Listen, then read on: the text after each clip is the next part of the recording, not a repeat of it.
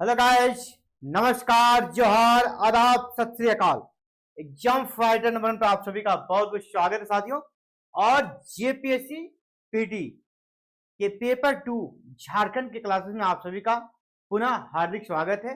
और यहाँ पे हम लोग क्या कर रहे हैं ना, अभी पेपर 2 में हिस्ट्री ऑफ झारखंड, झारखंड का इतिहास देख रहे हैं। और इसमें यहाँ पर प्राचीन काल में किस प्रकार की व्यवस्थाएं थी जनजातियों में। जैसे हमने दो व्यवस्था को देखा है।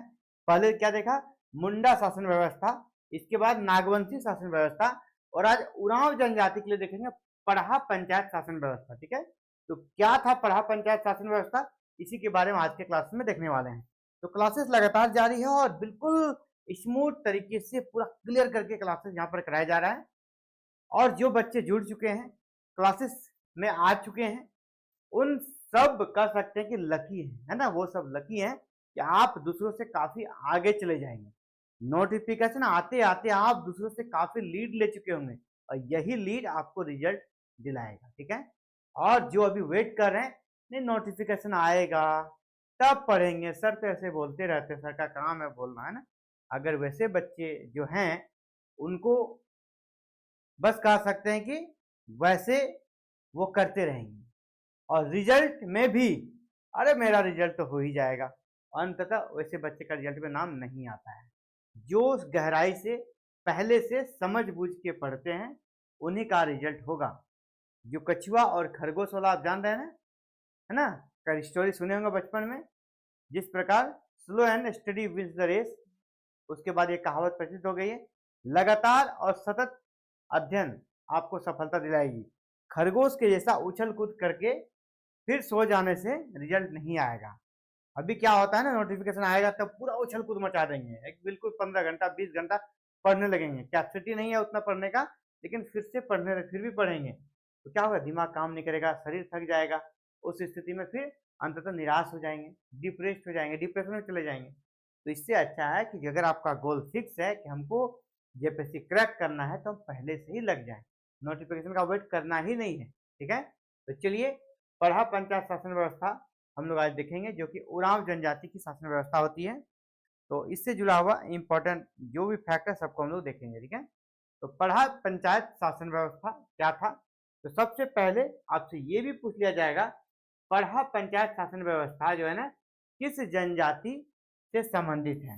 तो यह उरांव जनजाति, उरांव जनजाति का जो शासन व्यवस्था था उसे ही पढ़ा पंचायत शासन व्यवस्था कहा जाता है। या झारखंड की दूसरी है ना, सेकेंड सबसे एक नंबर पे सबसे ज्यादा आबादी कौन सी जनजाति की झारखंड में, संथाल। सबसे एक नंबर पे आपका कौन है, संथाल। 2 नंबर पे यही है उरांव। तो उरांव के बारे में हम लोग देखेंगे, उरांव का जो पंचायत सिस्टम था वो कैसा था, उसी का नाम था आपका पढ़ा पंचायत शासन व्यवस्था। इसी के बारे में हम लोग देखने वाले हैं। तो ये झारखंड की दूसरी सबसे बड़ी जनजाति है आबादी के दृष्टिकोण से। उरांव जनजाति की शासन व्यवस्था से संबंधित जितने भी टर्म्स हैं उसको भी लोग देखेंगे, अलग अलग है ना, कौन सा पद इंपॉर्टेंट है, कौन सा संगठन इंपॉर्टेंट है, ये क्वेश्चंस वहीं से आते हैं। एक एक टर्म्स को आपको समझना होगा। ठीक है, यही है मेन क्वेश्चन, यहीं से आएगा। सबसे पहला आप पूछ लिया जाएगा भुईहर। भुईहर से आप क्या समझते हैं, तो भुईहर क्या होता है ना कि उरांव कुल के लोगों द्वारा जो है ना जंगल की सफाई की जाती है, जंगल की सफाई कर कर उसको कृषि योग्य बनाया जाता है। उरांव ये सिर्फ उरांव का ही, अधिकतर जनजातियों का ये कल्चर है, तो वो जंगल की सफाई कर कर उस जमीन को कृषि योग्य बनाते थे। तो इसी जो है ना कृषि योग्य बनाने वालों को भुईहर कहा जाता था। ठीक है, तो भुईहर की क्या हो गया, वैसे लोग जो जंगल के भूमि की सफाई कर, यानी जंगल में जो पेड़ पौधे थे उसका कटाई करते हैं, उस जमीन को एग्रीकल्चर के योग्य बनाते हैं, कृषि के योग्य बनाते हैं, कृषि के योग्य बनाते हैं, उन लोगों को भुईहर कहा जाता है। अर्थात ये उस जमीन के स्वामी हो गए, जिस जंगल का कटाई करके उस जमीन को वो कृषि योग्य बनाते हैं, तो उसका स्वामी यानी उसका मालिक वो हो जाता है। इसीलिए भुईहर का अर्थ भी यहाँ पर दिया गया है, भूमि का स्वामी। भुईहर का शाब्दिक अर्थ क्या हो गया यहाँ पे, भूमि का स्वामी। बाद में आने वाले उरांव लोगों को जेठ रैयत या रैयत कहा जाता है। ठीक है, अगर उरांव जिसने पहले जमीन यहाँ पर बना दिया कृषि के लिए वो क्या कहलाए, भूमिहर। लेकिन बाद में भी कुछ लोग आए, ठीक है, बाद में भी कुछ लोग आए और वो भी वहां पे बस गए। ठीक है, उसका योगदान नहीं रहा है जमीन को कृषि योग्य बनाने में, लेकिन उनके साथ आकर मिलकर रहने लगे। आइए आप भी आ जाइए, है ना, ऐसा कहने ले, ऐसा कहा जाता है कि नहीं, एडजस्ट कर लेंगे हम लोग मिलके। तो वैसे लोगों को क्या कहते, जेठ रैयत या कहीं कहीं रैयत भी कहा जाता है। एक एक टर्म्स को आपको समझना, जेठ रैयत क्या है, तो बाद में आने वाले। ठीक है, इसके द्वारा जो गांव बनाए जाते थे, इसके द्वारा बनाए गए गांव को भूइयर गांव, है ना, इसके द्वारा बनाए गए गांव का भी नाम क्या हो गया, इसके नाम से जुड़ा हुआ है भूइहर गांव। इसके द्वारा बनाए गए गांव को क्या बोलते हैं, भूइहर गांव। तो भूइहर गांव क्या हो गया, वैसा गांव, ठीक है, जहां पर पहले क्या होता, जंगल हुआ करता था, उस जमीन को कृषि योग्य बनाया जाता था और आस पास के स्थान पर वे लोग रहा करते थे। क्योंकि आपको पता है एग्रीकल्चर ऐसा सेक्टर होता है जिसका देखभाल करना होता है ना, पशुओं से, पानी, आंधी तूफान, हर जगह उसकी रखवाली करनी पड़ती है ना, देखभाल करना पड़ता है। तो बगल में गांव सेटलमेंट उनका बनता था, तो जहाँ पे वो रहते थे ये लोग, जो कृषि योग्य भूमि बनाते थे, उसे ही उस गांव को भूइहर गांव कहा जाता था। इसके गांव के परिवार को भूइहर खूंट, यानी इनका जो परिवार था, परिवार एक तरह से खूंट के नाम से जाना था कि ये अभी भी आप गांव घर में सुनते हैं हम लोग एक खूंट का आदमी है ना, एक खूंट का मतलब एक गोतिया भी समझ सकते हैं आप। तो यहाँ पर परिवार के कॉन्सेप्ट में भूइहर खूंट का जिक्र होता है, यानी परिवार का ही दूसरा रूप ये लोग उरांव क्या करते हैं, खूंट, है ना, हम लोग ये मेरा खूंट है, ये उसका खूंट, यानी एक परिवार को एक खूंट बोलते थे। भूइहर खूंट की भी दो शाखाएं मानी जाती है, एक होता है पाहन खूंट और दूसरा होता है महतो खूंट। गांव में देखिए धार्मिक प्रधान जो होते थे ये धर्म से जुड़ा हुआ पाहन होते थे, और दूसरा वहां के प्रशासन को देखते थे कौन, महतो, ये प्रशासन को देखते थे ना, ये कह सकते हैं आपका प्रशासन, गांव का प्रशासन को देखते थे कौन, देखते थे प्राचीन काल में, तो वो कौन थे, आपके महतो। तो गांव में जितने भी खूंट हैं वो दो भागों में बटे होते थे। ठीक है, दो शाखाएं थी उनकी, एक पाहन खूंट यानी जो धार्मिक प्रधान पाहन होते थे गांव के, उनसे संबंधित परिवार, उनसे संबंधित खूंट, और दूसरा खूंट होता था गांव का जो प्रशासनिक प्रमुख होता था महतो, उनसे जुड़ा हुआ जो गुट था, उनसे जुड़ा हुआ जो खूंट था वह हो गया महतो खूंट। तो दो खूंट होते थे। चलिए अगला टर्म को देखते हैं। अगला महतो, महतो के बारे में हमने डिस्कस किया, आपको महतो क्या होता था, गांव का प्रधान और प्रशासनिक प्रधान, है ना, गांव का प्रधान। तो उरांव में गांव का प्रधान को क्या बोलते हैं, महतो। तो यह ग्राम का प्रधान होता था, क्या क्या देखा, प्रशासनिक देखता था तथा न्यायिक मामलों का निपटारा करता था। प्रशासनिक यानी वहां पर झगड़ा झंझट कुछ भी ना हो, लोगों के अंदर कुछ अगर आपस में तनाव हो, आपस में विवाद हो, उसका निपटारा करना और फिर न्याय दिलाना, यानी प्रशासनिक और न्यायिक मामलों का निपटारा कौन करता था, महतो। गांव का प्रमुख कौन हो गया, महतो। रांची जिले का मुडमा मेला पढ़ा पंचायत के प्रभावी होने का उदाहरण है। रांची जिला में एक मेला लगता है मुडमा मेला, और मुडमा मेला में ना जिसको कहते हैं ना, आज तक हम लोग अभी देखते हैं कहीं पे प्रदर्शनी होता है, तो इस मेले में प्रदर्शनी क्या चीज का होता है, इसी पंचायत व्यवस्था का। ठीक है, पढ़ा पंचायत व्यवस्था का पर प्रदर्शनी होता है, जिसको कहते हैं ना जो कला मंडली होता है, वहाँ इसका रिप्रेजेंट वो लोग करते हैं इस पढ़ा पंचायती सिस्टम को, उसको दर्शाते हैं, लोग देखते हैं किस प्रकार की प्रशासनिक व्यवस्था यहाँ पर थी पहले प्राचीन काल में। मांझी क्या होता था, महतो के आदर्शों को लोगों तक पहुंचाने का करता था, यानी महतो का जो सहायक होता था गांव में, उरांव में जो महतो का सहायक होता है उसको क्या बोलते थे, मांझी। यह क्या करता था, महतो का जो आदेश था वह लोगों तक फैलाता था, वहां तक पहुंचाता था।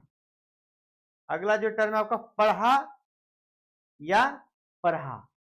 तो पढ़ा या पढ़ा ये क्या था, पढ़ा या पढ़ा गांव का समूह था। पढ़ा या पढ़ा किस क्या था, ये समूह था, किसका समूह, गांवों का समूह। और जगह जगह पर इसकी संख्या बदल जाती थी, कहीं पर 5 गांवों का समूह भी पढ़ा बनता था, कहीं 7 गांवों का, कहीं 11 गांव, कहीं 21 गांव का, कहीं 22 गांव का। तो कुछ होगा जो मान ले कोई अगर 22 गांवों का समूह वाला पढ़ा है वो ज्यादा शक्तिशाली रहेगा। 5 गांव वाला है ना, 5 गांव वाला जो पढ़ा या पढ़ा है वो कम शक्तिशाली होगा, तो उनका एरिया भी कम होगा, इसका एरिया ज्यादा होगा।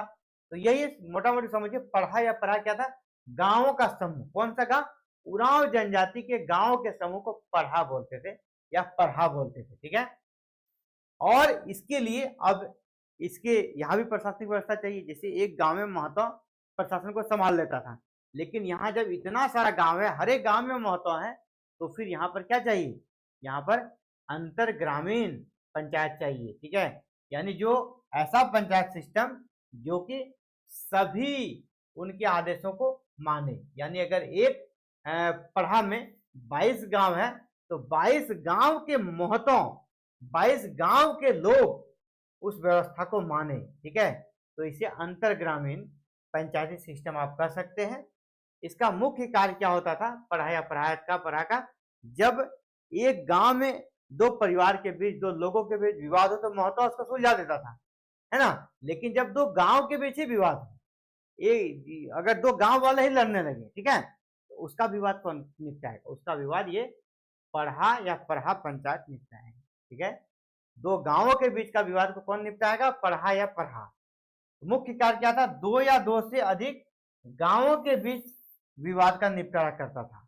इसमें गांवों की सुरक्षा, संचालन एवं सांस्कृतिक कार्यों का आयोजन करना भी इनका मुख्य कार्य होता था।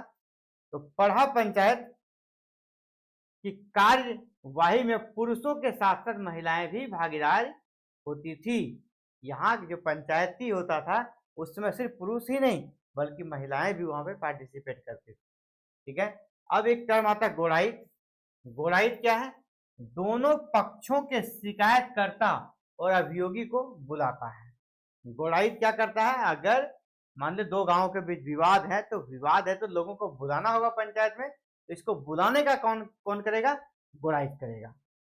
पढ़ा के गांव में एक को पढ़ा में, यानी जो गांव का समूह होता था उसमें से पढ़ा के गांव में एक को राजा गांव, दूसरे को दीवान गांव, तीसरे को पनेरे गांव और चौथे को कोतवाल गांव, और शेष जो गांव होते थे उसे प्रजा गांव कहते थे। मान लीजिए गांव है 10, किसी पढ़ा में 10 गांव है, उसी में से 2 गांव को राजा गांव, जहां प्रभावशाली लोग ज्यादा रहते थे, है ना, उसका वो लोग चुनाव करते थे। कौन शक्तिशाली गांव है जहां प्रबुद्ध लोग रहते हैं उसका नाम देते थे राजा गांव, ये राजा गांव है। दूसरा जो प्रभावी गांव है उसको दीवान गांव, दीवान नाम देता। तीसरा को पनेरे गांव, चौथा को कोतवाल गांव, और जहां पर कह सकते कोई नाम नहीं दिया गया, शेष जो बच गया वो सभी क्या हो गया? शेष गांवों को प्रजा गांव कहा जाता था इस सिस्टम में। चलिए, पढ़ा या पढ़ा को हमने देख लिया। इसके बाद जो टर्म आता है पढ़ा राजा। सिंपल सा बात है, जो पढ़ा का प्रमुख होता था, जैसे एक गांव का जो प्रमुख होता था उसको हम लोग क्या बोलते हैं? महतो। एक गांव के प्रमुख को क्या बोलते थे? महतो। और पूरे गांव का समूह जो पढ़ा होता था उसका जो हेड होता था, उसका जो हेड, उसको क्या बोलते थे? पढ़ा राजा। उसी को बोलते थे पढ़ा राजा, पढ़ा का जो हेड होता था। वे सभी मामले पढ़ा राजा को हस्तांतरित कर दिए जाते जिसका निपटारा ग्रामीण स्तर पर महतो द्वारा नहीं हो सकता था। मान लीजिए गांव में झगड़ा हुआ, महतो सुलझाने गया, उससे नहीं सुलझा, तो वो कहाँ भेज देता था? पढ़ा पंचायत में, है ना। महतो के पंचायत से निकलकर पढ़ा राजा के पास चला जाता था। जैसे मान लीजिए कोई मामला अभी डिस्ट्रिक्ट कोर्ट में है, अगर निपटान नहीं हुआ तो वो कहाँ जाता? हाई कोर्ट में। अगर हाई कोर्ट में भी नहीं होता है, सुप्रीम कोर्ट में। तो वहां पर भी इस प्रकार का हायरार्की था। अगर महतो से नहीं सुलझा तो पढ़ा राजा के पास वो मामला चला जाएगा। अब पढ़ा दीवान, ठीक है। पढ़ा दीवान ये क्या था?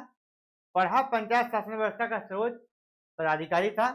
पढ़ा राजा द्वारा न सुलझे मामलों को पढ़ा दीवान को हस्तांतरित किया जाता था, ठीक है। बेसिकली यहाँ पे दोनों में अंतर है। पढ़ा राजा देखता था ना, ये देखता था आपका क्राइम चीज को, है ना, मारपीट, है ना, क्राइम चीज को पढ़ा राजा देखता था। और जो वित्तीय मामला हुआ है ना, वित्तीय मामला विशेषकर होता था, उसको देखते थे पढ़ा दीवान। ये पढ़ा दीवान विशेषकर उन मामलों को देखते थे जो कि कह सकते पैसे से संबंधित था, है ना, वित्त से संबंधित था।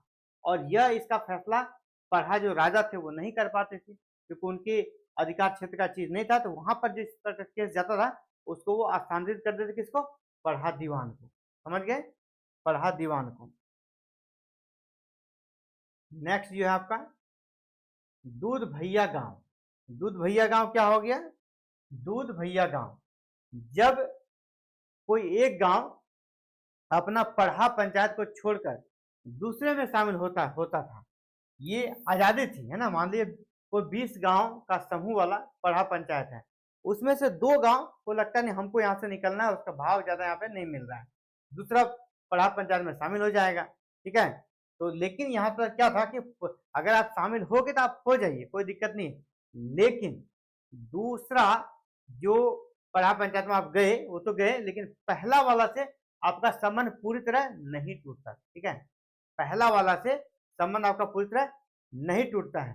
तो ऐसे गांव को ही दूध भैया गांव कहते हैं। जैसे कि दूध का रिश्ता, खून का रिश्ता कभी टूटता नहीं, यानी कह सकते हैं, इसीलिए इसका नाम दिया दूध भैया गांव, यानी रिश्ता टूटने वाला नहीं है। आप कहीं चल जाए रिश्ता आपका ये बना रहेगा। यानी कोई गांव एक पढ़ा छोड़कर दूसरे पढ़ा में शामिल हो सकता है, कोई रोक टोक नहीं है, किंतु उनका पुराने पढ़ा के साथ संबंध विच्छेद नहीं होता है।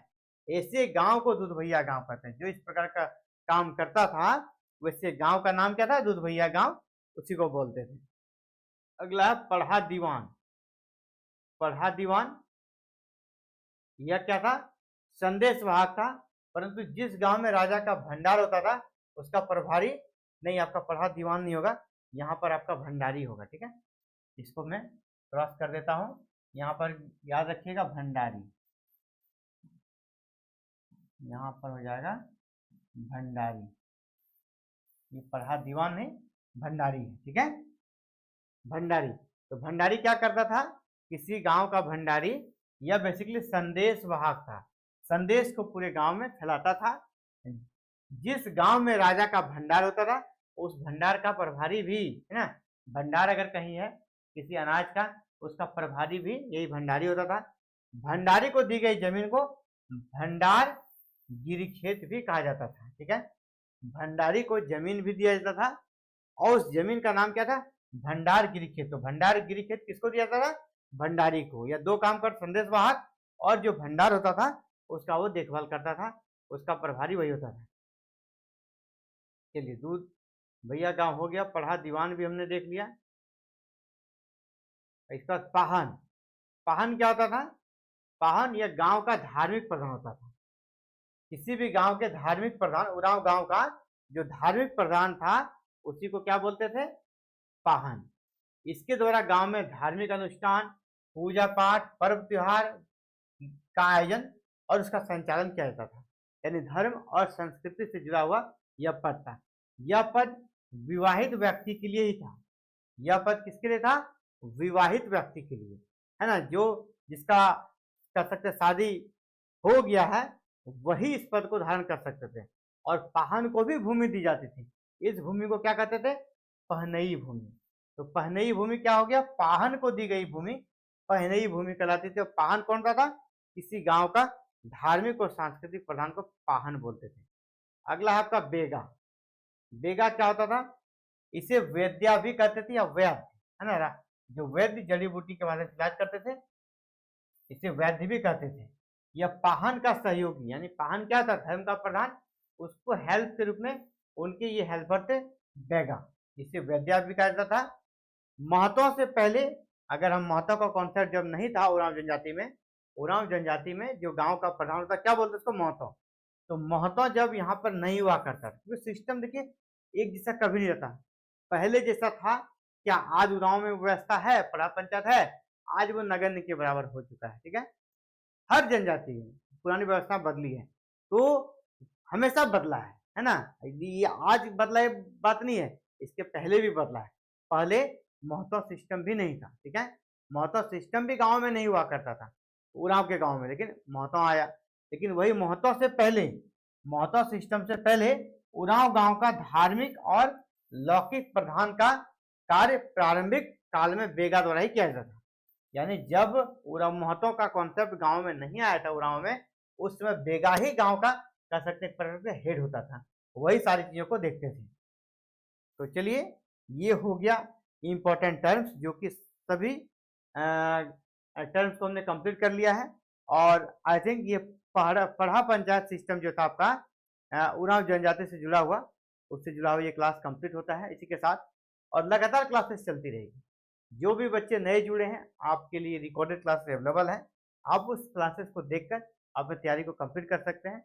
हमारा कॉन्टैक्ट नंबर भी है, दिक्कत हो तो आप हमसे बात भी कर सकते हैं। व्हाट्सएप ग्रुप है 14 जेपीएससी का, वहां भी आप कमेंट कर सकते हैं, आपको रिप्लाई दिया जाएगा। चलिए साथियों, फिलहाल इस वीडियो में इतना ही, फिर कल मिलते हैं एक नए क्लास में। आप सभी का हमसे जुड़ने के लिए बहुत बहुत आभार। जय हिंद, जय भारत, जोहार झारखंड।